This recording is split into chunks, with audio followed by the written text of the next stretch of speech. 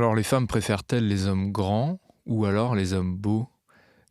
J'aimerais qu'on réponde aujourd'hui à cette question légère, mais qu'on y réponde de manière sérieuse. Et de toute façon, je sais que vous la posez cette question, donc on va y répondre. Et en fait, la comparaison, elle se fait, et je vais y répondre à la fin, je vous donnerai ma réponse, mais la comparaison se fait sur le côté, est-ce qu'il vaut mieux être un homme grand avec visage moyen, ou alors est-ce qu'il vaut mieux être un homme de taille moyenne, mais avec un beau visage? Voilà, vous l'avez en tête.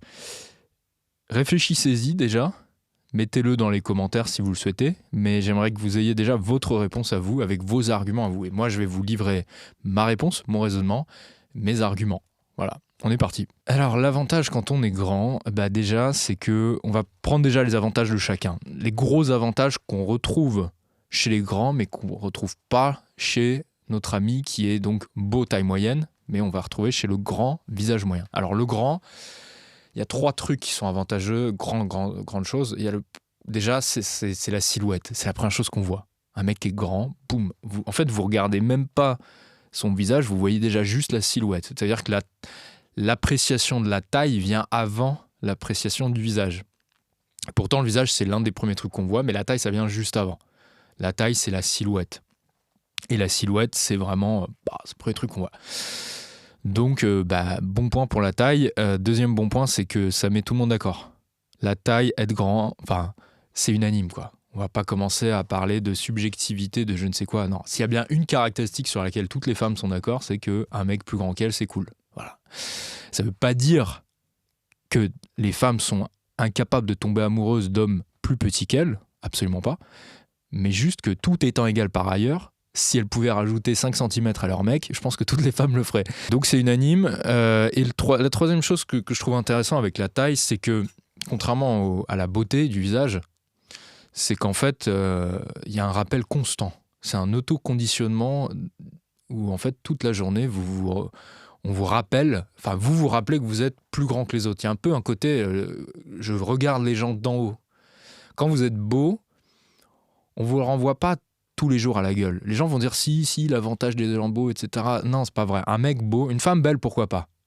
Un mec beau, ce qui va se passer au mieux, c'est qu'il va avoir un petit peu plus de regard dans la rue, mais le monde va pas se plier en 4 pour lui, comme par exemple pour une femme belle, ou alors c'est pas quelque chose qu'il va voir tout le temps dans son quotidien. Alors que quand vous êtes grand, en fait, de fait, vous regardez les gens d'en haut, en fait. Donc c'est un rappel constant que vous avez une forme de supériorité sur les autres.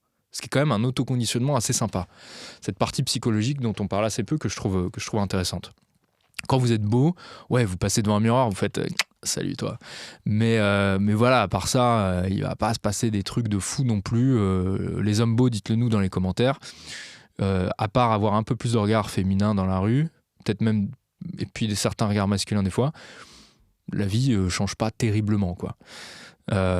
Quand vous êtes une femme belle, on pourra en reparler, c'est un peu différent. Là, pour le coup, il se passe des trucs un peu extraordinaires, hein. Moi, j'ai des anecdotes comme ça, soit de femmes qui me l'ont raconté, soit moi en présence d'une femme belle, où je vois le monde, vous voyez vraiment le monde se tordre autour de vous. Le rapport, une distorsion du temps et de l'espace autour de vous qui est assez incroyable. Vraiment, il y a une tension dans l'air. Quand vous marchez aux côtés d'une belle femme, ah putain, mais il y a une tension dans l'air. Moi, je me souviens, il y a des périodes où je me disais, putain, là j'étais nerveux parce que je savais qu'on allait marcher dans Paris et il allait se passer des trucs, quoi. C'était sûr, il fallait se préparer psychologiquement parce que quand vous avez une femme belle, il va se passer des choses pour le meilleur comme pour le pire autour de vous. Hein, des regards, ça commence des simples regards, mais il y a des trucs hallucinants. Moi, j'ai déjà eu des laissés-passer je me souviens un jour pour aller visiter Montmartre, le Sacré-Cœur. D'ailleurs, si vous voulez y aller, c'est sympa. On peut aller tout en haut du Sacré-Cœur. Et je me souviens, le mec, j'étais avec une femme assez jolie, et le gars, en fait, elle avait, je crois qu'elle avait une réduction avec sa carte étudiant, ou je sais plus trop quoi, et elle avait pas sa carte étudiant. Du coup, elle lui dit au guichetier, elle lui dit, écoutez, j'ai pas la carte étudiant. Qu'est-ce que le gars répond ? Normalement, c'est payant, hein. Pour que vous soyez étudiant ou pas, ou adulte comme moi, enfin non étudiant, c'était payant. Et c'est juste qu'il y avait une réduction. Et en fait, ce qu'il dit du coup, c'est vous n'avez pas vos cartes étudiants, venez voir. et tout. Il commence à regarder vite fait, je sais pas trop ce qu'il a regardé, la carte vitale ou je sais pas quoi. Et finalement, il dit, allez-y, c'est gratuit pour vous deux. Ok, d'accord. Moi, c'était pas moi qui ai eu le truc gratuit, c'était clairement grâce à elle. Donc, bam, clac, pour nous deux, c'est gratos. Bon. C'était une grande parenthèse pour dire que la beauté d'usage pour les femmes, c'est cool aussi. Alors la taille, pourquoi ça plaît tant? Pourquoi c'est si sexy aux yeux des femmes? C'est pas parce que c'est esthétique. La taille, oui, il y a un côté esthétique, mais bon, ce qui est plus esthétique, c'est l'harmonie. C'est pas tant la taille, c'est d'être harmonieux. Donc c'est pas ça, c'est juste que la taille, ça répond à un besoin millénaire féminin qui est le besoin de sécurité. Voilà, vous le savez déjà si vous regardez cette chaîne. Donc quand vous êtes capable d'évoquer chez une femme le sentiment de sécurité, eh bien oui, vous gagnez beaucoup de points. C'est d'ailleurs l'une des choses, j'avais fait une vidéo là-dessus, qui avait fait pas mal de vues d'ailleurs, où j'expliquais comment faire se sentir une femme en sécurité, et que c'était finalement la compétence la plus importante à exprimer le plus rapidement en séduction. Et la taille est une manière de le faire, mais heureusement, il n'y a pas que la taille. Alors, il y a le physique, être musclé, ça aide, mais il y a plein d'autres choses. Il y a le calme, la confiance en soi, la manière de parler, même une manière de parler calme et plutôt posée. Il y a la capacité de prise de décision, que j'avais beaucoup développé dans cette vidéo d'ailleurs. En fait, là où je veux en venir, c'est qu'il y a plein de choses en fait, qui peuvent se substituer à la taille. Il y a plein de caractéristiques qui peuvent remplacer la taille pour susciter chez une femme le sentiment de sécurité. Et c'est pour ça qu'il y a, encore heureux, il y a plein de femmes qui choisissent des hommes qui ne sont pas forcément plus grands ou des hommes qui ne sont pas excessivement grands et qui tombent amoureuses de ces hommes parce que ces hommes ont su les faire se sentir en sécurité. Et d'ailleurs, petite anecdote, moi, à chaque fois que je vois une femme belle ou attirante avec un homme de sa taille ou un homme plus petit, je vais toujours regarder l'homme. Je vais observer l'homme. Je vais vraiment, alors je vais peut-être pas les suivre, mais je vais essayer je vais vraiment observer, étudier, voir c'est quoi dans son comportement qui l'a mise à l'aise. Parce qu'il y a forcément un truc sur lequel il a été très bon pour la mettre en sécurité, pour la faire se sentir en sécurité. Et vous apprenez des choses. Hein. Vraiment, vous verrez qu'il y a beaucoup de choses qu'on peut, rien que dans l'apparence et dans le comportement, si vous avez ce couple en face de vous, vous pouvez apprendre beaucoup de choses. Faites des trucs comme ça. D'ailleurs, c'est un conseil que je vous donne aussi. Quand vous croisez une femme qui vous plaît, votre type de femme, regardez s'il y a son mec à côté, regardez à quoi il ressemble, comment il se comporte, quel trait il exprime, qu'est-ce que vous ressentez quand vous le voyez, quel genre de trait de personnalité vous inférez en le voyant. Voilà, donc là où je voulais en venir sur cette partie-là, c'est que la taille, effectivement, c'est important, ça se voit vite, c'est la silhouette, tout ça, mais c'est substituable. Et on va voir si c'est le cas aussi de la beauté. Et on va voir aussi quels sont les avantages de la beauté sur la taille, puisqu'on continue notre battle taille vs beauté. Alors, ce qui concerne la beauté du visage, c'est un peu plus difficile parce que alors, il y a une composante objective à la beauté, mais il y a aussi une composante subjective. Et ça, les gens l'oublient bien vite. Alors, il y a le camp de ceux qui... Les gens sont encore dans un dilemme en mode, oui, non, la beauté, c'est subjectif. Et puis les autres qui disent, non, c'est objectif. Ben non, mais en fait, c'est les deux. C'est les deux. Il y a une grosse composante objective, indéniable, qui reprend certaines caractéristiques importantes, notamment... par exemple la symétrie du visage, la finesse des traits, l'harmonie des traits, le dimorphisme évidemment, c'est-à-dire le côté masculin, le caractère masculin du visage, l'éclat de la peau, voilà, il y a plein de variables objectives, quantifiables, mesurables qui permettent de dire qu'un visage est beau et qui mettent tout le monde d'accord, y compris les enfants, les nourrissons, puisque dès le plus jeune âge, vous présentez des visages à des nourrissons et ils vont se mettre d'accord et avoir un consensus pour définir ce qu'est un beau visage. C'est-à-dire les nourrissons, vous allez me dire comment on évalue ça, si le bébé il ne sait pas parler, on évalue ça avec le temps de regard. Les nourrissons de quelques mois vont regarder plus longtemps les visages qu'ils trouvent beaux, et c'est marrant parce que y a un consensus. Et ce consensus-là, c'est le même qu'on retrouve plus tard avec les adultes. Donc oui, il y a une grosse part objective à la beauté du visage, et là en l'occurrence la beauté masculine. Et cette part objective, elle elle répond à un besoin sous-jacent qui est le besoin d'une bonne génétique, de se reproduire. Pour une femme avec un homme avec une bonne génétique, elle pourra transmettre à ses enfants. Donc un beau visage masculin avec une symétrie du visage, par exemple, c'est un visage qui exprime à la fois, comme je vous ai dit, le dimorphisme, donc le taux de testostérone, hein, clairement, les marqueurs de la testostérone, parce que c'est un bon critère de survie, généralement, la testostérone pour un homme. C'est aussi un bon critère de santé, parce que un visage objectivement doit exprimer la santé. C'est votre fiche d'identité pour savoir si vous êtes en bonne santé, hein, le visage. Et la vitalité. Voilà, c'est 3 choses, c'est des besoins sous-jacents auxquels répond un beau visage. Mais on verra qu'il y a d'autres choses. Ça, c'est pour la partie objective. Maintenant, en ce qui concerne la composante subjective du visage. Déjà, il y a un point intéressant qui est que ce dimorphisme masculin, chaque femme, elle a un curseur différent. C'est-à-dire que toutes les femmes n'ont pas la même appréciation de la beauté d'un visage à partir de son dimorphisme. Oh, c'est pas clair ce que je dis, mais ce que je vais vous expliquer, c'est que toutes les femmes n'ont pas le même seuil de tolérance à la masculinité d'un visage. Il y a des femmes pour qui un visage très testostéroné, c'est vraiment le minimum. Voilà, il y a des femmes pour qui la beauté, un homme beau, c'est un homme qui ressemble à Sébastien Chabal et rien d'autre. Mais il y a en même temps d'autres femmes pour qui Sébastien Chabal, c'est repoussant, c'est pas possible.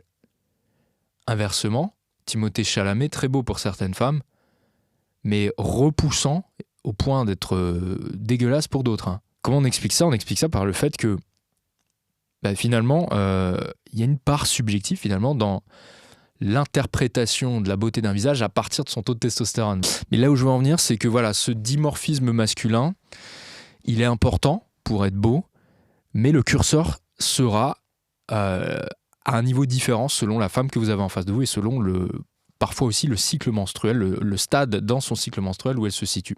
Après, il y a une deuxième chose à dire sur la composante subjective de l'appréciation d'un beau visage chez les femmes, c'est aussi l'idée comme quoi un visage correspond à un archétype, et il y a des femmes qui fantasment sur des archétypes masculins différents. Il y a des archétypes masculins tels que l'homme d'affaires ambitieux qui s'exprime sur un visage. Il y a l'archétype masculin du bad boy, du voyou.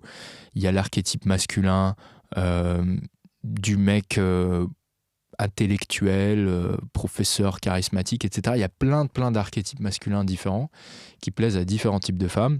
Vous pourriez avoir l'archétype masculin, je ne sais pas, du surfeur aventurier aux cheveux longs, blonds, et le visage qui correspond à cet archétype-là, et ne pas plaire à certaines femmes, voire même dégoûter certaines femmes qui préféreront un archétype masculin, peut-être avec un visage qui ressemble plus à l'idéal qu'on se fait du businessman ambitieux, cheveux courts, barbe taillée fine, très propre sur lui, etc. Et d'autres qui préféreront le voyou avec le visage un peu scarifié. Enfin, il y a plein de... Enfin, il n'y en a pas plein, mais il y a plusieurs archétypes masculins et des visages qui correspondent à ces archétypes masculins. Et là, c'est pour moi, on tape vraiment dans la partie très subjective de l'appréciation de la beauté masculine. Et ça va encore plus loin que ça, c'est que votre visage, que vous le vouliez ou non, votre visage exprime des traits de personnalité. Les gens autour de vous infèrent des traits de personnalité à partir de votre visage sans même avoir discuté avec vous. Il y a des visages qui expriment l'intelligence, il y a des visages qui expriment la gentillesse, il y a des visages qui expriment l'agressivité, il y a des visages qui expriment le côté déterminé, l'ambition. Et en fonction de la femme que vous avez en face de vous, en fonction du stade dans sa vie où elle se trouve, de son âge aussi, il y aura des préférences pour certains traits de personnalité qu'elle infère à partir de votre visage. Et ça, c'est fascinant, ça a été étudié. Il y a vraiment en fait, il y a vraiment un consensus à nouveau sur les traits de personnalité que différents visages expriment. Et ça, c'est une vraie question à se poser d'ailleurs. C'est de savoir, votre visage, avant même que quelqu'un vous ait parlé, vous a adressé la parole, quels étaient les traits de personnalité qu'il avait inférés à partir de votre apparence, déjà juste de votre visage. Quels sont les traits de personnalité qu'on a à faire ? L'intelligence, la gentillesse, Est-ce que c'est une tête de voyou? Est-ce que c'est une tête de mec gentil, rassurant? Peu importe. Ça, c'est des vraies questions à se poser. Et ce qui est marrant, c'est que y a un consensus. Les gens, généralement, vont donner les mêmes réponses. Les gens arrivent même à inférer un QI à partir d'un visage.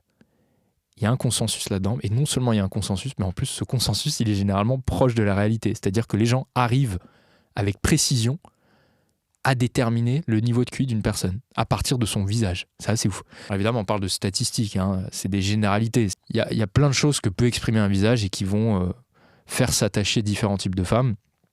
Et d'ailleurs, généralement, quand on s'attache à un visage, c'est beaucoup plus dur, finalement, lorsqu'on tombe amoureuse d'un visage, c'est plus dur de le remplacer que lorsqu'on tombe amoureuse d'un homme qui était grand. Parce que la taille, c'est substituable. La taille, c'est plus courant. Il y a plus d'hommes grands qu'il n'y a d'hommes beaux. C'est un des points où je voulais en venir, c'est que un visage beau, ça réunit tellement de paramètres. C'est une combinaison qui est quand même assez rare, qui fait que, si vous regardez bien autour de vous, des hommes beaux, il n'y en a pas tant que ça, en fait. Des visages d'hommes beaux, il n'y en a pas tant que ça. Il y a des hommes grands, il y a des femmes belles, mais il n'y a pas beaucoup d'hommes beaux, en fait. Parce que, pourquoi d'ailleurs on a l'impression qu'il y a plus de femmes belles que d'hommes beaux? Parce que les éléphants ne volent pas avec leurs ailes. Elle est pas mal, celle-là. Parce que j'ai dit d'hommes beaux, bon bref, total impro. Pourquoi il y a plus de femmes belles? Pourquoi on a l'impression que dans les rues, il y a plus de femmes belles? Parce qu'en fait, c'est plus facile pour une femme de rehausser sa beauté avec du maquillage, de mettre un peu de rouge au niveau des joues pour augmenter l'idée de fertilité, d'agrandir les yeux. Il y a plein de choses, plein d'artifices qu'une femme peut utiliser pour rehausser son niveau de beauté. C'est pour ça qu'on voit plein de femmes qui peuvent passer physiquement. Mais les hommes ne peuvent pas faire ça. On ne peut pas augmenter le caractère masculin du visage avec du maquillage. On ne peut pas même augmenter la vitalité et la jeunesse du visage. Alors, on peut mettre un peu d'anti-cerne, mais bon, c'est limité. Et puis si vous mettez trop d'artifices sur un visage masculin, ça ne devient plus un visage masculin, il perd en masculinité. Donc il devient moche. Enfin, donc il devient plus attirant aux yeux des femmes, en tout cas. Ce qui fait qu'en fait, et ce qui fait qu'un visage beau, c'est pas courant. Et c'est d'autant plus rare que vous vieillissez. Parce que, autant quand on est dans la vingtaine, on peut se reposer uniquement sur la génétique. Autant à partir de 30 ans, votre visage commence à porter les marques des habitudes que vous avez prises ces 10 dernières années. Homme ou femme d'ailleurs. Et ce qui fait qu'à partir de 30 ans, c'est une généralité, mais à partir d'un certain âge, les visages beaux deviennent de plus en plus rares. Il y a toujours autant de grands, mais il y a de moins en moins de beaux visages, parce que l'environnement laisse de plus en plus son empreinte sur votre visage. Les habitudes que vous avez prises ces dernières années laissent de plus en plus leur empreinte sur votre visage et viennent ternir même votre capital génétique. Si vous avez passé, exemple con, hein, si vous avez passé les 5 dernières années à picoler le samedi soir et mal dormir et stresser et avoir des cernes de 100 pieds de long, oui, c'est sûr que vous n'aurez plus la même beauté que vous aviez à 25 ans. Et ça, c'est le cas pour beaucoup de gens qui en fait se sont un peu reposés sur leur laurier, n'ont pas mis en place de bonnes habitudes pour garder un beau visage masculin. Et c'est pour ça que j'ai créé le projet Adonis, c'est pour vous expliquer comment atteindre le plus rapidement possible le potentiel max de votre beauté du visage et le garder sur le long terme. Et là où ça devient intéressant, c'est quand vous gagnez en tant qu'homme en maturité, en expérience, mais tout en gardant votre visage, tout en gardant la même apparence au fur et à mesure des années, au fil des années. Et ça, c'est ce que j'appelle l'effet vampire. Et c'est ça, pour moi, un des ingrédients les plus puissants pour rester séduisant en tant qu'homme. C'est de garder, de prendre la maturité de l'homme qui gagne en expérience, mais de garder le même visage que vous aviez à 25 ans. Si vous arrivez à faire ça, vous allez devenir excellent. Le temps ne joue pas contre vous comme c'est le cas pour la majorité des hommes. Donc c'est ce que je développe dans mon programme Projet Adonis, qui est vraiment complet, où il y a vraiment tout ce que vous devez savoir pour avoir un beau visage, une belle gueule. Et je parle même des cheveux aussi, parce que les cheveux c'est important. Et en ce moment, justement, je fais, vu que je vous parle de vampires, et je vous fais une petite promotion Halloween, promo vampire. Donc j'ai décidé non seulement de vous offrir Projet Adonis à un prix réduit, mais en plus de vous offrir un accès de 1 an, de 12 mois, dans le club des Philogines, dans lequel chaque semaine, chaque mardi soir, vous pourrez discuter avec moi. Alors maintenant, pour répondre à la question, moi je suis persuadé que si on reprend notre exemple, le mec grand avec visage moyen vs le mec beau avec taille moyenne, pour moi, c'est ce dernier qui remporte. C'est la beauté qui l'emporte sur la taille, parce que la taille est substituable. Vous pouvez les effets positifs de la grande taille, le besoin auquel la taille répond, à savoir notamment le sentiment de sécurité, vous pouvez y répondre autrement. Mais la beauté reste quand même quelque chose qui est difficilement substituable parce que ça réunit tellement d'informations, ça donne tellement d'informations sur vous, c'est une véritable fiche d'identité, le visage, que déjà pour cette raison, je trouve que la beauté est plus importante que la taille. Et la deuxième raison, c'est que la beauté, surtout, c'est pour moi la vraie raison, c'est que la beauté est plus rare et la beauté est peut-être moins saillante que la taille, parce qu'on voit en premier lieu la taille et ensuite on voit la beauté du visage, mais c'est quand même l'un des premiers trucs qu'on voit sur un homme. Et surtout, c'est plus rare. Un beau visage est plus rare qu'un corps grand. Et ce qui est rare est précieux. Ce qui est rare a de la valeur. Pour moi, c'est ça le meilleur argument. Donc voilà, je vous laisse regarder Projet Adonis. Il reste encore quelques jours pendant lesquels je vais mettre le programme en réduction. Et je vous dis à bientôt. Ciao.